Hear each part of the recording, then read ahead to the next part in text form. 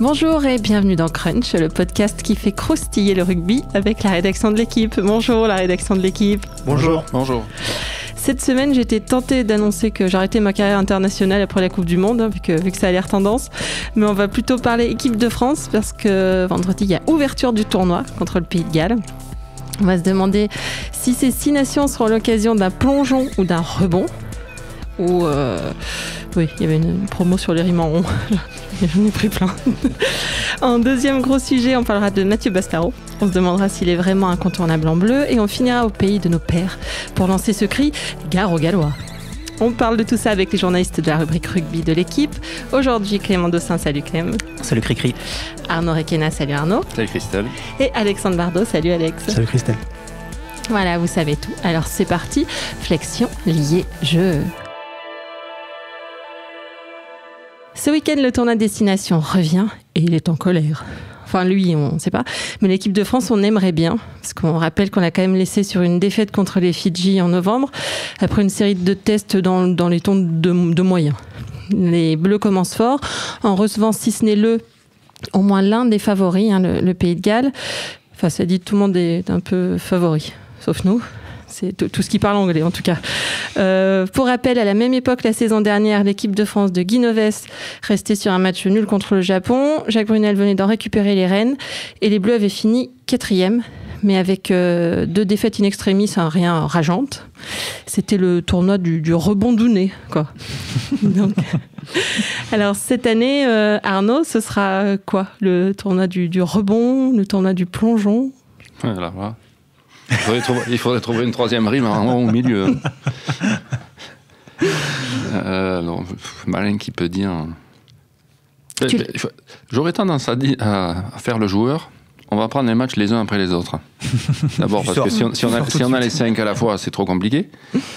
Mais non, juste pour poser le débat, c'est le Pays de Galles arrive avec 9 victoires consécutives. Dans l'histoire du 15 de France, c'est jamais arrivé.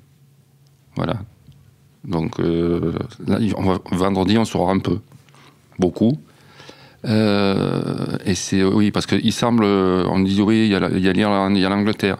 Les Gallois, on les prend un peu de loin, parce qu'ils nous ont écrasé 14-13 l'année dernière à Cardiff. Mais ils sont sur 9 victoires consécutives, c'est des choses qu'on ne sait pas faire. Nous, on aimerait bien déjà en enchaîner 2, 3. Une Oui, une, ça arrive. C'est arrivé à l'automne. Mais c'est quand même plongeons pas dans l'inconnu, justement dans le connu, quoi. Le Gallois, il est meilleur que le Français. Mais l'inconnu, c'est l'équipe de France. Voilà, le connu, c'est les Gallois. Effectivement, l'inconnu, c'est l'équipe de France. Le tableau est plutôt sombre si on regarde comme ça. Après, il faut moi j'ai envie, parce que voilà, j'ai envie d'être un peu optimiste et de me dire et de me souvenir de France-Argentine, qui était un bon petit match, une victoire intéressante. J'ai envie de me souvenir un peu de France-Afrique du Sud aussi, du dernier tournoi où il y a eu des bonnes choses sur l'ensemble de la compétition. Il y avait le sentiment d'une progression de cette équipe. Les Fidji sont arrivés là-dessus. La défaite face aux Fidji, elle révèle beaucoup de choses. Elle révèle des carences mentales, elle révèle des problèmes individuels aussi. Mais je pense que l'équipe de France, elle est capable de retrouver un peu de dynamique ou un peu de stabilité. Le premier match va dire beaucoup de choses. Et effectivement, ça donnera le ton et on saura. Enfin, ça sera vraiment un juge de paix en quelque sorte, parce que si l'équipe de France perd contre le Pays de Galles, elle se retrouve à nouveau la tête en bas et à nouveau la confiance complètement rabaissé. Il y a des éléments, donc au-delà des bonnes impressions de cette équipe de France sur certains matchs depuis un an, il y a aussi des retours qui donnent envie d'y croire un peu. Je pense à Parra, je pense à Médard qui a raté la majorité de la tournée, qui est en grande forme. Je pense à Fofana, je pense à Camara. C'est des joueurs qui peuvent apporter un peu d'expérience, de stabilité, de pouvoir offensif. Voilà. Ça fait des petites choses comme ça auxquelles il faut s'accrocher. Ouais, mais elles sont minces les choses. Alex, il aime bien voir le verre à moitié plein. Moi, je le vois plutôt à moitié vide. Tu t'évoques un peu de progression. Jusqu'à l'Argentine, moi j'avais cette sensation. Ouais, mais alors par exemple, là, t'as omis dans ton raisonnement, t'as mis une grosse parenthèse sur la tournée en Nouvelle-Zélande. Bon, alors ce sont les All Blacks, et voilà, mais ça a été 3 défaites cuisantes. La France en Nouvelle-Zélande a appris ce que tout le monde prend, à part l'Irlande, grosso modo. Et l'Angleterre, et l'Afrique du Sud qui les tape, et les Argentins qui les accrochent plus que nous. Enfin bon. Ouais, tout le monde en a pris 40, 50. Voilà. Bref, mais passons sur ce. Voilà, quand même, le panorama, moi je le trouve très blurk, très gloops, très tout ce que vous voulez à l'approche de ce tournoi. Et là où je rejoins Alex, c'est que c'est ce premier match qui va tout déterminer, quoi. Rappelons qu'après, on va en Angleterre, on va en Irlande pour clore le tournoi, on va aussi en Italie. Enfin, pardon, on clôt le tournoi en Italie.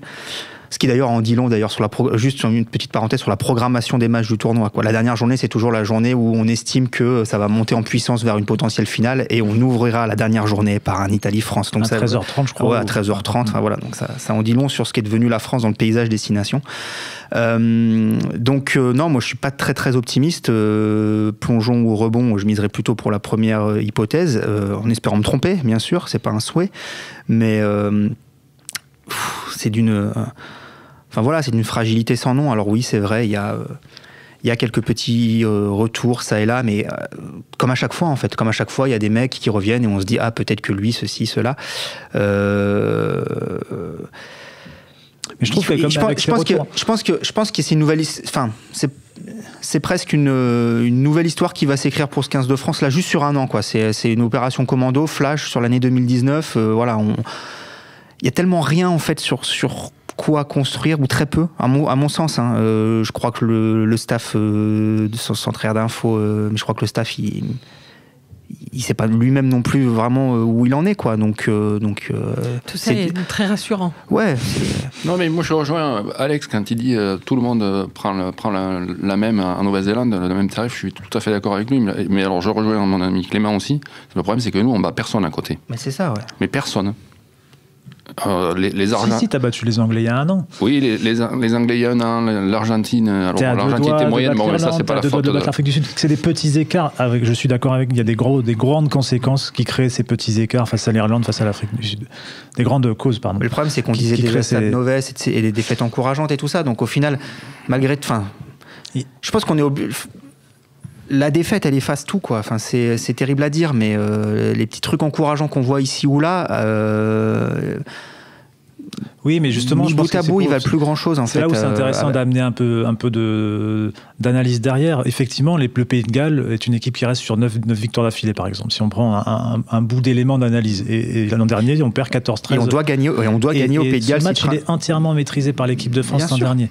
Ça veut dire que cette équipe de France a des capacités pour se hisser au niveau par séquence, ou par bout de match, voire un peu plus que par bout de match. Elle a connu des creux qui lui font perdre ces matchs-là, le Pays de Galles, l'Afrique du Sud, l'Irlande. Mais ça me donne aussi, j'ai envie de voir ça parce que de toute façon la période est morose et qu'à un moment il faut espérer en quelque chose, et il y a des petits signes comme ça qui font penser qu'il y a on peut croire en une petite victoire qui crée une deuxième petite victoire. Sauf qu'il y a les Fidji derrière, c'est ça le problème. Mais oui, bien sûr. C'est ça l'énorme caillou, quoi. Tu te dis, t'es pas loin, tu bats les Argentins, et franchement, à la mi-temps des Fidji, mais on m'aurait jamais, j'aurais cru que cette équipe de France perdrait à la fin, quoi. Mais même elle était plus mauvaise que mauvaise, quoi. Mais toi, Arnaud, qui est au contact des joueurs, tu les sens comment? Tu les sens revanchards? Tu les sens abattus? Là aujourd'hui, là, c'est loin, quoi. Le Fidji, ils ont joué 10 fois depuis... Non, mais à l'entrée du tournoi, à l'arrivée du tournoi, est-ce qu'ils affichent quand même un peu de fraîcheur en se disant, bon, la page est blanche? Ils sont décontractés, moi, je trouve. Trop? Non, ils sont décontractés. On a vu l'autre jour à l'entraînement, là, ils faisaient des skills, des trucs comme ça, dans la bonne humeur. Ils étaient loin du match aussi. Oui, ils sont loin du match, voilà, c'est ça. Ils étaient loin du match. L'impression qu'ils donnent, c'est que de toute façon, ils ont tellement vécu de claques comme celle des Fidji que ils arrivent à passer au-delà, en quelque sorte. C'est-à-dire à se dire, bon, voilà, on a vécu ce creux-là, mais on repart de l'avant et on sait que on peut essayer à un moment d'accrocher un adversaire comme l'Irlande l'an dernier, comme l'Angleterre, et donc ils repartent avec un semblant un peu d'espoir, au moins en apparence. Après, ce qui est difficile, c'est que dans le fond, ils ont un gros déficit de confiance qui se ressent lors des matchs. Ils ont du mal à se lâcher, ils ont du mal à construire leur match, à les maîtriser. Et ça, leur difficulté, ça va être d'empêcher leur confiance de s'étioler à nouveau lors du match contre le Pays de Galles. Il va falloir qu'ils rentrent vite dans ce match et qu'ils prennent les devants, parce que si le scénario est défavorable, c'est une équipe qui va se déliter comme elle s'est délitée contre les Fidji. Et je crois que on y reviendra peut-être après, mais je crois que dans un sens, le Pays de Galles est le pire adversaire pour entamer le tournoi pour l'équipe de France. Juste d'abord d'un point de vue statistique, sur les 7 derniers matchs contre les Gallois, on n'en a gagné qu'un seul. Le fameux, et encore de quelle manière, le fameux match il y a 2 ans où il a fallu 20 minutes de mêlée et de pick and go à 5 mètres de la ligne pour arriver à quelque chose. Avec une petite... avec un coaching... Avec un petit coaching... étonnant. Ouais. Un numéro d'acteur studio d'Antonio. Remplacement d'Antonio. Et parce que c'est une équipe qui donne rien, en fait. Enfin, on a l'impression d'un espèce de bloc monolithique. Il n'y aura pas de cadeau, quoi. C'est pas une équipe qui va nous offrir... Qui va, je sais pas, moi, comme les Anglais peut-être de temps en temps, ou comme les Écossais, bon, les Italiens n'en parlons pas, mais qui peuvent lâcher des ballons et nous offrir des miettes, quoi, dont parfois on sait faire des choses intéressantes. Eux, ils prennent pas de risques, ils conservent beaucoup le ballon. Ils défendent haut. C'est un peu en train de spoiler complètement le dernier. Non, mais on y reviendra après. Mais donc, du coup, attaquer le tournoi par ça, c'est rude. Et je rejoins Alex sur le scénario du match. Le scénario du match, ça va être effectivement très très important. Et malheureusement, je crois pas à un scénario où à aucun moment la France pourra avoir 10 ou 15 points d'avance et se dire, et d'ailleurs on l'a vu contre l'Afrique du Sud, même ça garantit de rien, mais tout ça pour dire que ça va sûrement être à touche tout du long, ça va être un match très serré, et là-dessus ça va révéler beaucoup du mental de cette équipe de France, de sa capacité à être solide, quoi, dans la tête, et c'est aujourd'hui certainement son plus gros point faible, quoi, parce que les mecs savent jouer au rugby quand même un minimum, mais... Pour rejoindre le parallèle, juste, on termine là-dessus. Je pense que si jamais à un moment les Français sont capables de mener de 10 points contre les Gallois et de récupérer leur envoi, contrairement à ce qu'avait fait Vamaina contre l'Afrique du Sud, c'est exactement ça, je crois que c'est plus 10, Vamaina rate leur envoi. Plus 14. Plus 14 même, alors c'est encore pire. Et derrière, mentalement, à partir de ce moment-là, l'équipe de France plonge. Donc c'est ces petits détails qui feront que cette équipe-là, qui montre du potentiel pour à un moment déranger des équipes, elle arrivera à se stabiliser et à garder ses écarts. Et voilà, c'est tout ce qui est attendu en fait sur ce tournoi. Mais une semaine de France-Galles, parler du détail, c'est peut-être un détail pour toi, mais pour moi ça veut dire beaucoup. Voilà, je ferai pas mieux, donc on va changer de sujet. Je pense même qu'on peut arrêter l'émission. Pour toujours. Le deuxième sujet, c'est Mathieu Bastaro. Ça résume sa carrière en bleu. Il y a 10 ans que Mathieu Bastaro est international. Il a 50 sélections. Il y a 10 ans qu'il est international, mais il a connu 2 éclipses qui l'ont éloigné des Bleus pendant plus de 5 ans. C'est que le centre de Toulon est probablement l'un des joueurs le plus clivant qui ait joué en équipe de France. En résumé, avec son 1m86 et ses 120 kg, autour des 120 kilos, selon les moments. Il est un gros bourrin pour les uns, un perforateur exceptionnel pour les autres. Fabien Galtier en avait fait le capitaine du RCT. Prunel en a fait le vice-capitaine des Bleus. Le Public français en a fait un de ses chouchous. Et nous, on en fait un thème de podcast. Arnaud, toi qui connais bien Toulon notamment, qui suit l'équipe de France, tu penses qu'il est indispensable à l'équipe de France, Basta Roquette ? Qui est indispensable ? Il est indispensable, oui, si on joue... si on prend Bastaro, il faut jouer d'une certaine façon. Il ne faut pas lui demander de courir dans tous les sens, de se replier, de se relever, de courir, de faire des sprints. Après, il est unique. Mais est-ce que le niveau international peut te permettre de ne pas jouer avec un centre qui se déplace beaucoup ? Si c'est ton système de jeu, il faut assumer les choses. Il faut assumer les choses. Et ça veut Après, si dire... tu veux faire la cavalcade, il va pas suivre. Donc ça veut dire qu'il faut quoi comme sorte de jeu? Est-ce que le jeu de l'équipe de France, il convient à utiliser Bastareaud en ce moment? Il n'a pas été trop mal utilisé en leurre ou même servi. Et après, parce qu'après, contrairement à l'idée reçue, il fait quand même beaucoup plus de passes qu'on ne le pense. Mais il a un problème de vitesse sur la longueur. Ça, c'est pas Fofana ou...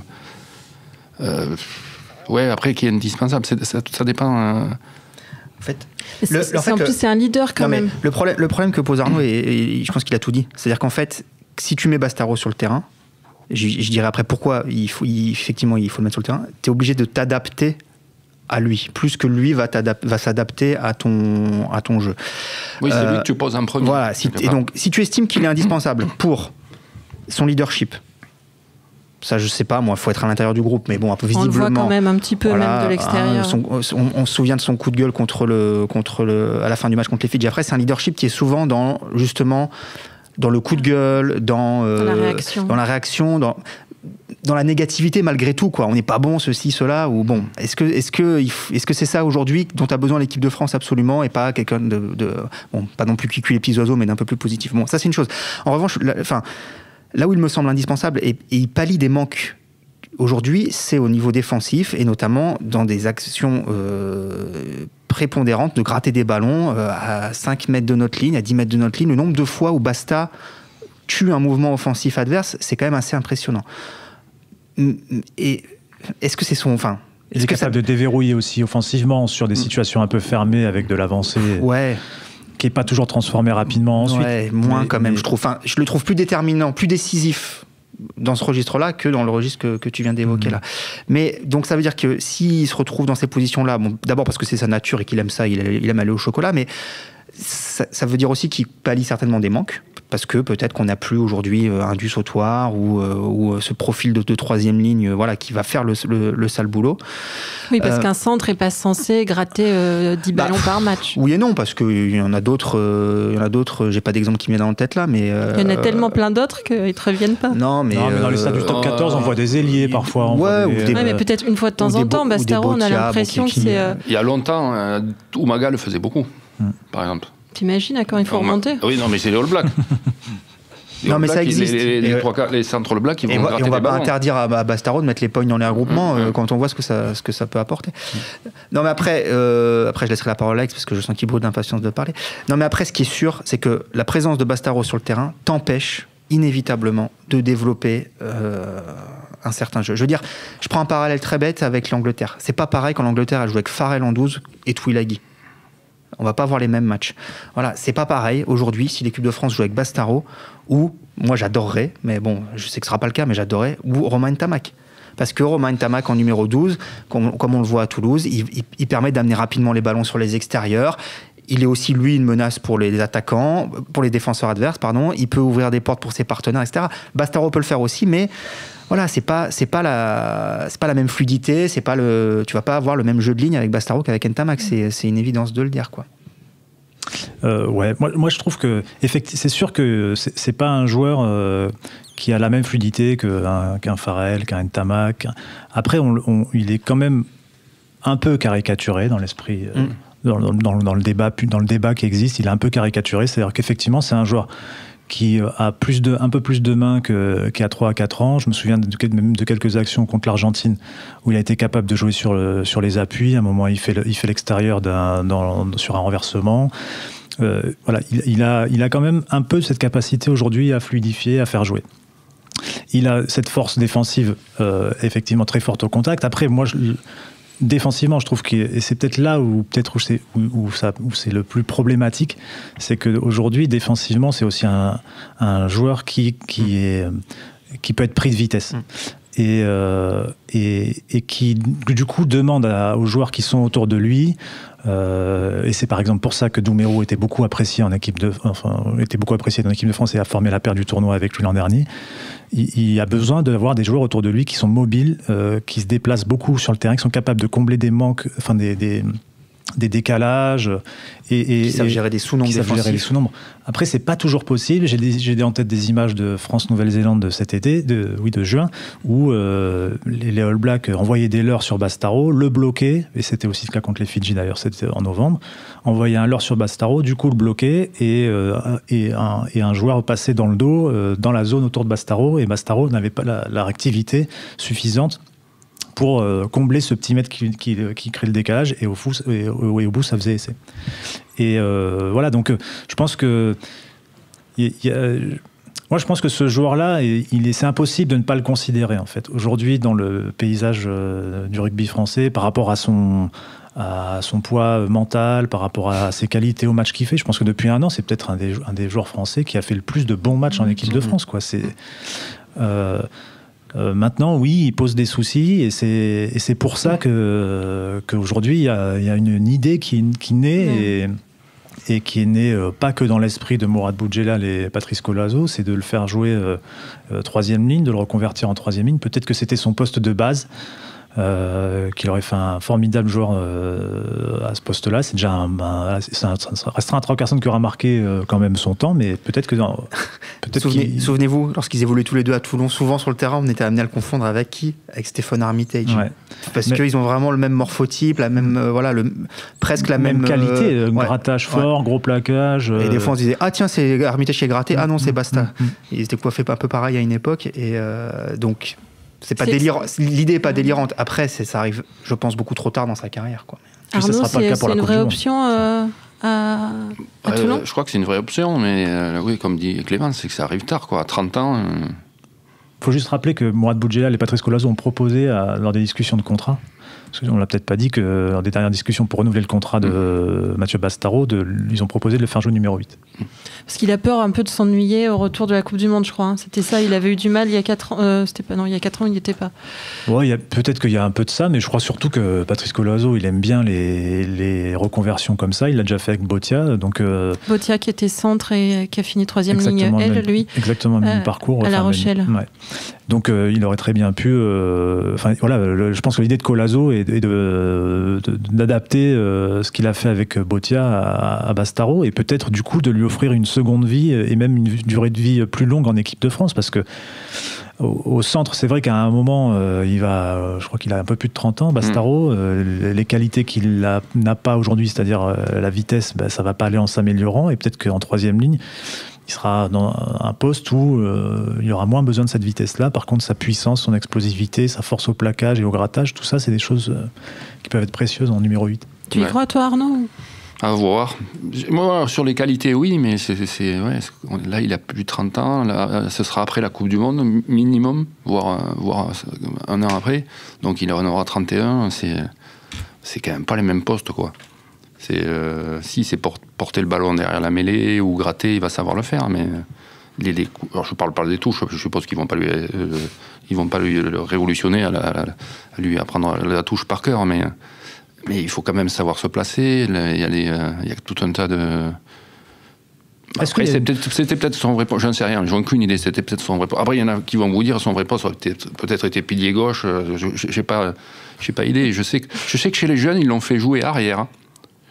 Ils l'ont fait jouer arrière plusieurs fois parce qu'il a remonté justement ce qu'on attend d'un 8 pour qu'il remonte les ballons du fond, et donc il décagnait des adversaires, des pauvres gamins en face, des pauvres enfants en face qui ont raté le rugby depuis, et le jeu rebondissait derrière lui, mais voilà quoi, il faisait ça quand il avait 16-17 ans. C'était un peu le même arrière et 8, c'est pas pareil, mais c'était dans le même ordre d'idée, quoi. Ok, on se garde quelques minutes pour parler du Pays de Galles, même si vous avez dit déjà plein de choses dessus. Ce week-end, Clément, c'est toi qui avais lu ça, hein, c'est Ian McGeechan, l'entraîneur, le coach, ancien joueur de l'Écosse, qui expliquait que pour lui, le Pays de Galles était le favori de ce tournoi. car ils volent en ce moment et ils ont le calendrier le plus favorable en recevant l'Angleterre et l'Irlande. Bon, il dit aussi qu'ils ont un match très difficile à Paris, donc voir c'est la gentlemannerie, des fois ça va loin. Parce que pendant que, ce que vous disiez tout à l'heure, hein, pendant que les Français restent sur une défaite et contre les Fidji, les Gallois en sont sur une série de 9 victoires.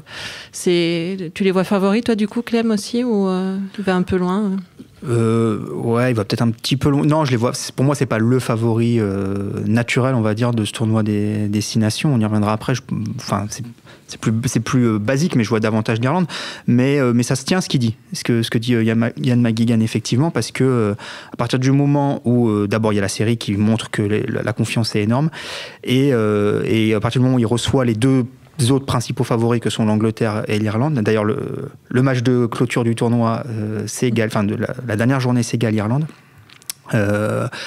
Donc c'est effectivement favorable pour eux. En revanche, il y a d'autres indicateurs qui vont plutôt à l'encontre de son constat. C'est le fait que d'abord, ils ont énormément de blessés.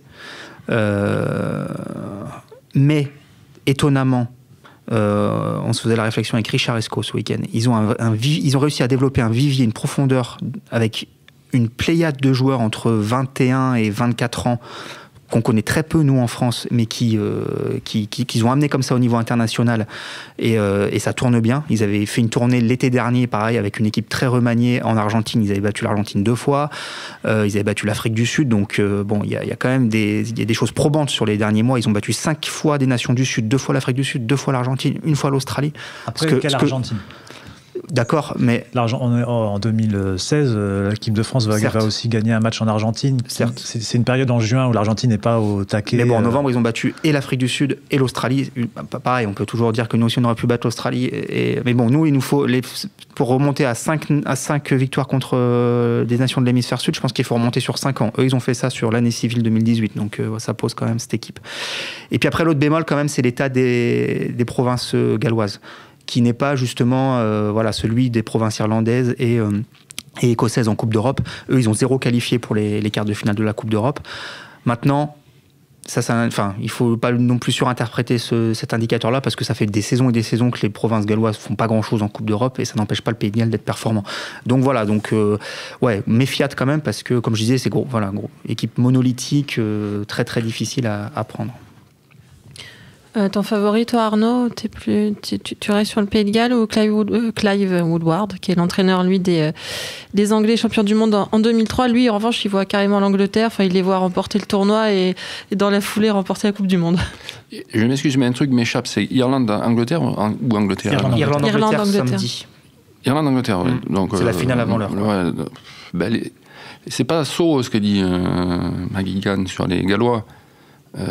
Ils ont le calendrier plus favorable, sauf qu'ils débutent à Paris, où c'est un peu l'inconnu. Moi, je serais plutôt l'Irlande, le favori, parce qu'ils sont réguliers, parce qu'ils sont chiants comme la pluie. Quand vous les avez en face, là, ça pourrait durer une semaine. Et puis ils ont quand même acquis à force une confiance. Ils ont battu les All Blacks en novembre et si les Anglais n'ont pas été loin de le faire, c'est pas pour rien que les Irlandais le réussissent. C'est-à-dire qu'il y a un socle, il y a une confiance, il y a la Coupe d'Europe n'a pas démenti ça.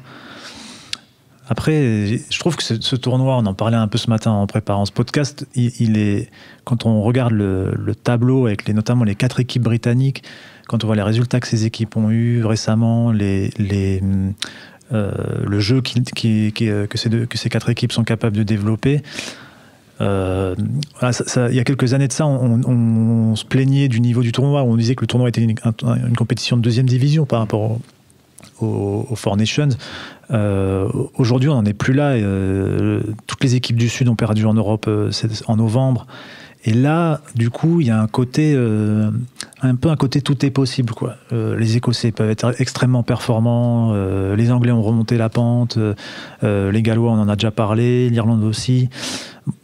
Tout est possible après, sauf la question, c'est l'équipe de France. La grande interrogation, c'est l'équipe de France.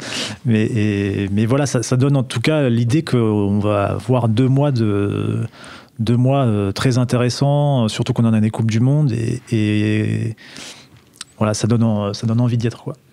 Je pense que d'ailleurs une excitation, c'est ce que j'ai ce matin, quoi, outre-Manche qui doit être assez phénoménale, que au-delà du tournoi, du Grand Chelem, il y a cette fameuse triple couronne qui pour nous ne veut rien dire, mais qui pour eux est quelque chose d'hyper important. Et c'est-à-dire que c'est Nous, on a le trophée Garibaldi.